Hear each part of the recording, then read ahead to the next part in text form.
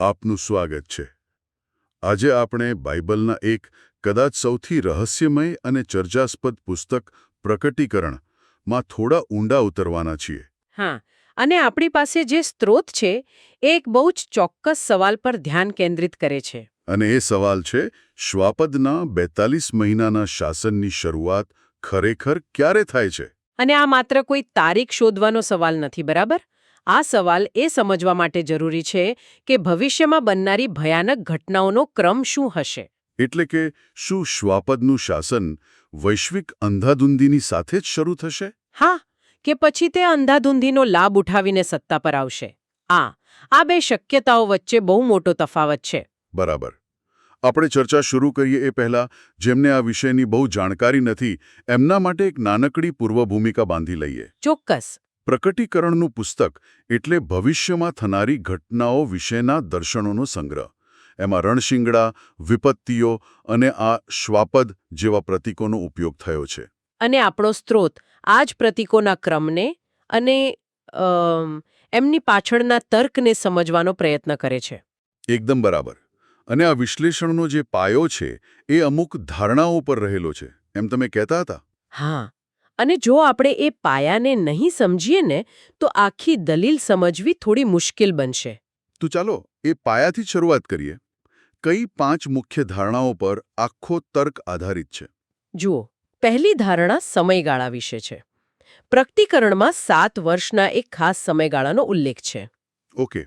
સ્ત્રોત એવું માને છે કે આ 7 વર્ષનો પ્રથમ અડધો ભાગ એટલે 42 મહિના અથવા 1260 દિવસ.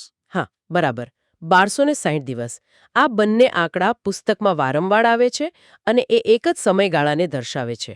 ઠીક છે, તો આ એક ગાણિતિક આધાર થયો. 42 મહિના બરાબર 1260 દિવસ. બીજી ધારણા શું છે? બીજી ધારણા 2 સમાંતર ઘટનાઓ વિશે છે.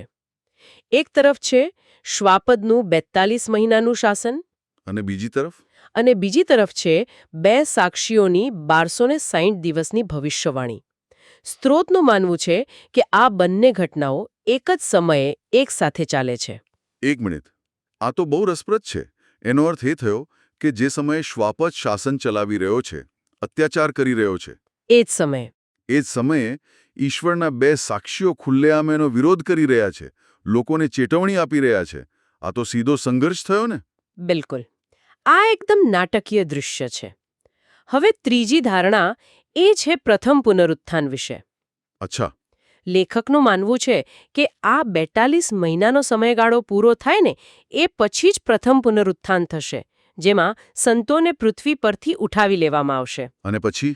અને એ પછી પૃથ્વી પર ઈશ્વરના ક્રોધની 7 વિપત્તિઓ આવશે. આનો સ્પષ્ટ અર્થ એ છે કે 7 વર્ષના બીજા અડધા ભાગમાં પૃથ્વી પર સંતો હાજર નહીં હોય. એટલે કે સંતો પરનો અત્યાચાર અને એમની જે પરીક્ષા છે એનો સમયગાળો આ પહેલા 42 મહિનામાં જ સીમિત છે. આ તો બહુ જ મહત્વપૂર્ણ મુદ્દો છે. હવે ચોથી ધારણા પર આવીએ. ચોથી ધારણા શ્વાપદના ઉદય સાથે જોડાયેલી છે. સ્ત્રોત મુજબ શૈતાનને સ્વર્ગમાંથી પૃથ્વી પર ફેંકી દેવામાં આવે છે. અને પછી તે શ્વાપદને ઉત્પન્ન કરે છે? હા, સમુદ્ર અને પૃથ્વીમાંથી. લેખક આ ઘટનાને 5મું રણશિંગડું ફૂંકાવાની ઘટના સાથે જોડે છે, જ્યારે પેલો અતલ કૂવો એટલે કે અબેસ ખોલવામાં આવે છે. અને આ અતલ કૂવો એટલે શું? એ કોઈ ભૌગોલિક જગ્યા છે? ના, એ કોઈ ભૌગોલિક જગ્યા નથી. શાસ્ત્રોમાં એને દુષ્ટ આત્માઓ અને શક્તિઓ માટેની એક પ્રકારની કેદ જેવી ગણવામાં આવી છે. એ અંધકાર અને અરાજકતાનું પ્રતીક છે. બરાબર. અને આ જ આપણને 5મી અને છેલ્લી ધારણા પર લઈ જાય છે. જે એ છે કે 5મી ધારણા એ છે કે શ્વાપદ આ અતલ કૂવામાંથી જ આવે છે.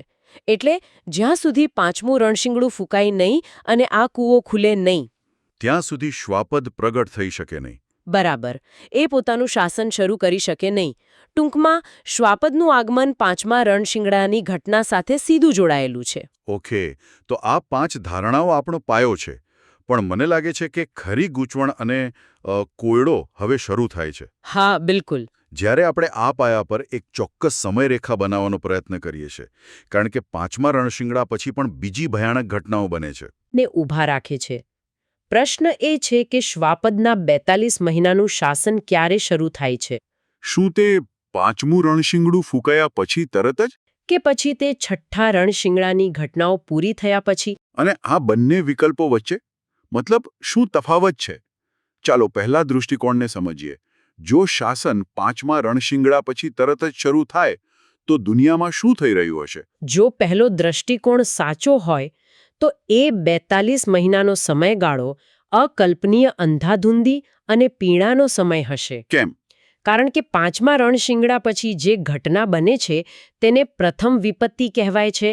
5 મહિનાની વીછીની પીડા. આ તો સાંભળવામાં જ ભયાનક લાગે છે. હા, અતલ કૂવામાંથી નીકળેલા તીડ જેવા જીવો એવા લોકોને ડંખ મારે છે જેમના પર ઈશ્વરની મહોર નથી અને તેમને 5 મહિના સુધી એવી ભયાનક પીડા થાય છે કે તેઓ મૃત્યુ માંગે છે પણ મૃત્યુ મળતું નથી. આ કલ્પના કરવી પણ મુશ્કેલ છે. અને આ જ સમયગાળામાં બીજું શું થાય છે? છઠ્ઠું રણશિંગડું ફૂંકાયા પછી બીજી વિપત્તિ આવે છે. એમાં 4 દૂતોને છોડવામાં આવે છે અને તેઓ 20 કરોડ સૈનિકોની સેના સાથે માનવજાતના ત્રીજા ભાગને મારી નાખે છે. ત્રીજા ભાગને? હા, તો પહેલા દૃષ્ટિકોણ મુજબ આ બધું 5 મહિનાની પીડા, અબજો લોકોના મૃત્યુ અને તે જ સમયે શ્વાપદનું શાસન અને તેની 666ની છાપ બધું એક સાથે ચાલી રહ્યું હશે. એટલે કે સંપૂર્ણ અરાજકતા? એક તરફ લોકો પીડાથી બૂમો પાડી રહ્યા છે, બીજી તરફ યુદ્ધમાં કરોડો લોકો મરી રહ્યા છે અને આ બધાની વચ્ચે શ્વાપદ એક વૈશ્વિક વ્યવસ્થા સ્થાપિત કરવાનો પ્રયાસ કરી રહ્યો છે. આ પહેલો વિકલ્પ છે. બરાબર. હવે બીજો વિકલ્પ શું છે? બીજો દૃષ્ટિકોણ ઘટનાઓના ક્રમને તદ્દન અલગ રીતે જુએ છે. તે સૂચવે છે કે 42 મહિનાનું શાસન આ બધી ભયાનક ઘટનાઓ પૂરી થયા પછી શરૂ થાય છે. એટલે કે પહેલા 5 મહિનાની પીડા આવશે, પછી માનવજાતનો ત્રીજો ભાગ મૃત્યુ પામશે અને જ્યારે આ વૈશ્વિક વિનાશનો તબક્કો પૂરો થશે ત્યારે શ્વાપદ પોતાનું કેન્દ્રિત શાસન શરૂ કરશે. તો આ મુજબ આ એક તબક્કાવાર પ્રક્રિયા છે. પહેલા અરાજકતા ફેલાવીને દુનિયાને તોડી પાડો અને પછી એ ભંગાર પર પોતાની સત્તા સ્થાપિત કરો. એકદમ બરાબર. આ બે તદ્દન અલગ સમયરેખાઓ છે. પહેલી સમયરેખામાં શાસન અંધાધૂંધીની વચ્ચે થાય છે. અને બીજીમાં?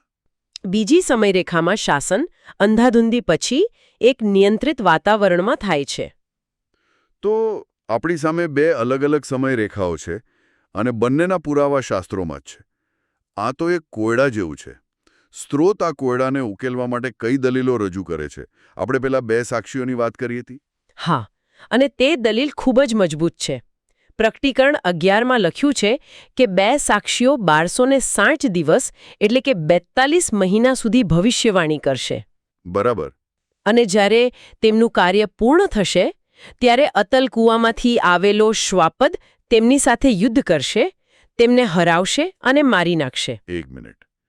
જ્યારે તેમનું કાર્ય પૂર્ણ થશે, જો શ્વાપદ તેમને 42 મહિનાના સમયગાળાના અંતે મારે છે તો એનો સીધો અર્થ એ થયો કે શ્વાપદ અને તેની સત્તા તે સમગ્ર 42 મહિના દરમિયાન હાજર હોવા જોઈએ, ખરું ને? બરાબર. તે અચાનક છેલ્લા દિવસે પ્રગટ થઈને તેમને મારી ન શકે. આ તર્ક તો એ તો પહેલા દૃષ્ટિકોણને સમર્થન આપે છે. બરાબર. શાસ્ત્રોના શબ્દો પરથી તો એવું જ લાગે છે કે શ્વાપદ સાક્ષીઓના સમગ્ર કાર્યકાળ દરમિયાન તેમની સામે સંઘર્ષ કરતો હોવો જોઈએ અને અંતે તેમના પર વિજય મેળવે છે. એટલે શાસન અને વૈશ્વિક અંધાધૂંધી એક જ સમયે ચાલે છે. પણ અહીં જ આપણો સ્ત્રોત એક બહુ મોટો અને હું કહીશ કે વ્યવહારિક સવાલ ઉઠાવે છે. હા, અને આ જ આ વિશ્લેષણનું હૃદય છે.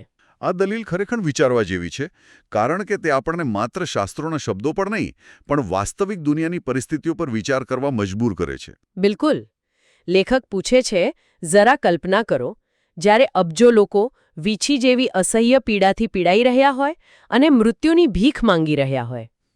જ્યારે વિશ્વની ત્રીજા ભાગની વસ્તી યુદ્ધ, રોગચાળો કે અન્ય કોઈ કારણોસર ખતમ થઈ રહી હોય, શું તે સમયે કોઈ શાસક ખરેખર સંતો પર અત્યાચાર કરવા અને 666 જેવી અત્યાધુનિક વૈશ્વિક ઓળખ પ્રણાલી લાગુ કરવા પર ધ્યાન કેન્દ્રિત કરી શકે છે?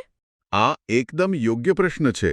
જ્યારે હોસ્પિટલો ભરાઈ ગઈ હોય, સરકારો ભાંગી પડી હોય અને સમાજનું માળખું જ તૂટી રહ્યું હોય, ત્યારે તમે વૈશ્વિક સ્તરે આર્થિક નિયંત્રણ કેવી રીતે લાગુ કરી શકો? શક્ય જ નથી. કોઈપણ નેતા માટે આટલી અરાજકતામાં શાસન કરવું લગભગ અશક્ય છે. એનું સંપૂર્ણ ધ્યાન તો માત્ર પરિસ્થિતિને કાબૂમાં લેવા પર જ રહેશે ને? એ જ તર્ક છે. સ્ત્રોત દલીલ કરે છે કે આવી પરિસ્થિતિમાં શ્વાપદનું ધ્યાન વહેંચાયેલું રહેશે. એનું મુખ્ય ધ્યેય તો સંતોને નિશાન બનાવવાનું છે, તેમની શ્રદ્ધા તોડવાનું છે. પણ એ કરી નહીં શકે. પણ જો આખું વિશ્વ પીડા અને મૃત્યુના સાગરમાં ડૂબેલું હોય, તો તે પોતાના આ ચોક્કસ લક્ષ્ય પર ધ્યાન કેન્દ્રિત કરી શકશે નહીં. તે વ્યવહારુ નથી લાગતું. એ એક અસમર્થ નેતા જેવો લાગશે. તો આ દ્વિધાને ધ્યાનમાં લેતા લેખક કયા નિષ્કર્ષ પર પહોંચે છે? શાસ્ત્રોની દલીલ અને વ્યવહારિક દલીલ વચ્ચેનો આ વિરોધાભાસ કેવી રીતે ઉકેલાય છે? લેખક બીજા દૃષ્ટિકોણને વધુ તાર્કિક અને સંભવિત માને છે. એટલે કે વિનાશ પહેલા અને શાસન પછી. હા, વૈશ્વિક વિનાશ અને પીડાનો સમયગાળો પહેલા આવે છે અને શ્વાપદનું 42 મહિનાનું કેન્દ્રિત શાસન તે પછી શરૂ થાય છે. તેમનું માનવું છે કે આ કોઈ આકસ્મિક ઘટનાઓ નથી, પરંતુ શૈતાનની એક સુનિયોજિત વ્યૂહરચનાનો ભાગ છે. એક વ્યૂહરચના. એ કેવી રીતે? એના પગલાં શું છે? આ વ્યૂહરચનાને આપણે બે મુખ્ય પગલાંમાં વહેંચી શકીએ. પહેલું પગલું છે વૈશ્વિક નિયંત્રણ સ્થાપિત કરવું. ઓકે. લેખકના મતે શૈતાન પહેલા પેલી 5 મહિનાની પીડા અને ત્રીજા ભાગના મૃત્યુ જેવી ભયાનક ઘટનાઓનો ઉપયોગ ભય અને અરાજકતા ફેલાવવા માટે કરે છે. જેથી લોકો ડરી જાય. બરાબર. આ ઘટનાઓ વિશ્વની સરકારોને ઘૂંટણીએ લાવી દે છે અને લોકોને એટલા હતાશ કરી દે છે કે તેઓ કોઈ પણ તારણહારને સ્વીકારવા તૈયાર થઈ જાય છે. એટલે કે પહેલા સમસ્યા ઊભી કરવી અને પછી પોતાને જ તેના સમાધાન તરીકે રજૂ કરવું. આ તો ક્લાસિક રણનીતિ છે. બરાબર. અને જ્યારે વિશ્વ શાંતિ અને સુરક્ષા માટે તડપી રહ્યું હોય, ત્યારે શ્વાપદ એક તારણહાર તરીકે ઉભરી લાવે છે. અને પછી બીજું પગલું શરૂ થાય. હા, હવે બીજું પગલું શરૂ થાય છે. કેન્દ્રિત અત્યાચાર. એકવાર વૈશ્વિક સત્તા તેના હાથમાં આવી જાય અને વિશ્વમાં એક પ્રકારની ખોટી સ્થિરતા આવી જાય, પછી તે 42 મહિનાના સમયગાળા દરમિયાન પોતાનું સંપૂર્ણ ધ્યાન સંતો પર કેન્દ્રિત કરે છે. અચ્છા. એટલે હવે એનું લક્ષ્ય બદલાઈ જાય છે. હા, હવે તેને સામાન્ય જનતાને નિયંત્રિત કરવાની કે વિશ્વની સમસ્યાઓ ઉકેલવાની ચિંતા નથી. એનું એકમાત્ર લક્ષ્ય વિશ્વાસીઓ છે. આ સ્પષ્ટતા કરે છે કે શા માટે લેખક માને છે કે આ ઘટનાઓ ક્રમિક છે, સમાંતર નથી. તો આ 42 મહિનાના શાસન દરમિયાન શૈતાનનું અંતિમ લક્ષ્ય શું છે? માત્ર લોકોને મારવાનું? ના. સ્ત્રોત મુજબ આ સમયગાળામાં શૈતાનનો મુખ્ય હેતુ સામાન્ય લોકોને હેરાન કરવાનો કે મારવાનો નથી. એ કામ તો વિનાશના પહેલા તબક્કામાં થઈ ગયું છે. તો પછી? હવે એનું અંતિમ અને સૌથી મોટું લક્ષ્ય સંતોને ધમકાવીને, તેમને પરેશાન કરીને, તેમને ભૂખ્યા રાખીને, તેમની શ્રદ્ધા તોડવાનો છે. એટલે કે તેમને ધર્મત્યાગ કરાવવાનો છે. શારીરિક રીતે મારવા કરતાં આત્માને તોડવામાં વધુ રસ છે. બિલકુલ. અને આ યોજનામાં 666ની છાપની ભૂમિકા ક્યાં બંધ બેસે છે? એ માત્ર એક ઓળખ નંબર જેવું નથી ખરું ને? ના, એ માત્ર ઓળખ નંબર કરતાં ઘણું વધારે છે. શ્વાપદની છાપ, પેલી 666, એ આ યોજનાનું સૌથી શક્તિશાળી અને ક્રૂર સાધન છે. કેવી રીતે? એક તરફ એ શ્વાપદ પ્રત્યેની વફાદારી અને પૂજાનું પ્રતીક છે, અને બીજી તરફ એ એક આર્થિક હથિયાર છે. જેઓ શ્વાપદની પૂજા કરવાનો અને તેની છાપ લેવાનો ઇનકાર કરે છે, તેમને ઓળખી કાઢવા અને તેમને સમાજમાંથી સંપૂર્ણપણે બાકાત રાખવા માટે આ છાપનો ઉપયોગ કરવામાં આવશે. એટલે કે જેની પાસે આ છાપ નથી, તે ખરીદી કે વેચાણ કરી શકશે નહીં? કશું જ નહીં. તેમને નોકરી નહીં મળે, તેઓ તેમના પરિવાર માટે ખોરાક પાણી ખરીદી શકશે નહીં, કોઈ તબીબી સુવિધા નહીં મળે. આ તો એક પ્રકારનો આર્થિક અને સામાજિક બહિષ્કાર છે. હા, જે તેમને શરણાગતિ સ્વીકારવા માટે મજબૂર કરવા માટે રચાયેલ છે. આ શારીરિક હુમલા કરતાં વધુ સૂક્ષ્મ પણ એટલો જ ઘાતક અને મનોવૈજ્ઞાનિક હુમલો છે. ખરેખર. તે વિશ્વાસીઓને દરરોજ દર કલાકે પસંદગી કરવા માટે મજબૂર કરે છે. કાં તો શ્વાપદની પૂજા કરો અને તમારા બાળકોને જમાડો, અથવા તમારી શ્રદ્ધાને વળગી રહો અને તેમને ભૂખ્યા જુઓ. આ જ ધર્મત્યાગ કરાવવાની અંતિમ કસોટી છે. બરાબર. તો આજની આ આખી ચર્ચાનો સાર એ છે કે શ્વાપદના 42 મહિનાના શાસનની શરૂઆત અંગે બે મુખ્ય સમયરેખાઓ છે. હા. એક જે વૈશ્વિક અંધાધૂંધીની સાથે જ શરૂ થાય છે, જે શાસ્ત્રોના શબ્દો પર આધારિત છે પણ વ્યવહારુ નથી લાગતી. અને બીજી જે અંધાધૂંધી પછી શરૂ થાય છે, જે વ્યવહારિક અને વ્યૂહાત્મક રીતે વધુ તાર્કિક લાગે છે. અને સ્ત્રોતનો લેખક આ બીજા વિકલ્પને જ સમર્થન આપે છે. તેમના નિષ્કર્ષ મુજબ 5મા અને 6ઠ્ઠા રણશિંગડાની ભયાનક ઘટનાઓ શ્વાપદના શાસનનો ભાગ નથી, પરંતુ તેની પૂર્વતૈયારી છે. એના શાસન માટેનું ગ્રાઉન્ડવર્ક. હા, તે વિશ્વને તેના નિયંત્રણ હેઠળ લાવવા માટેનું એક સાધન છે. એકવાર નિયંત્રણ સ્થાપિત થઈ જાય પછી 42 મહિનાના સમયગાળામાં શૈતાનનો હેતુ સામાન્ય વિનાશથી બદલાઈને આસ્થા પરના સીધા અને ગણતરીપૂર્વકના હુમલામાં પરિવર્તિત થાય છે. એટલે આ વિશ્લેષણનો સૌથી મોટો સાર એ છે કે અંતિમ સમયનો અત્યાચાર એ કોઈ અંધાધૂંધ હિંસા નથી. ના, બિલકુલ નહીં. એ એકદમ ગણતરીપૂર્વકનું મનોવૈજ્ઞાનિક યુદ્ધ છે. પહેલા ડરથી દુનિયાને ઘૂંટણીએ લાવો અને પછી એ જ ડરનો ઉપયોગ કરીને શ્રદ્ધાની કસોટી કરો. બરાબર. આ શક્તિની નહીં પણ સહનશક્તિની લડાઈ છે. આ ચર્ચા એ ખૂબ જ ગહન અને વિચારવા જેવો પ્રશ્ન આપણી સામે મૂકી જાય છે. ખરેખર. અને એ માત્ર ભવિષ્યવાણીના અર્થઘટન પૂરતો સીમિત નથી. જો આ વિશ્લેષણ મુજબ અંતિમ સમયની ઘટનાઓનો મુખ્ય હેતુ ભૌતિક વિનાશ નહીં પરંતુ આસ્થાની કસોટી હોય, અને તેનું મુખ્ય હથિયાર શારીરિક હિંસા નહીં પણ સામાજિક અને આર્થિક દબાણ હોય, તો તે આજના સંદર્ભમાં વ્યક્તિગત માન્યતાઓ અને બાહ્ય દબાણ વચ્ચેના સંઘર્ષને કેવી રીતે જોવો જોઈએ?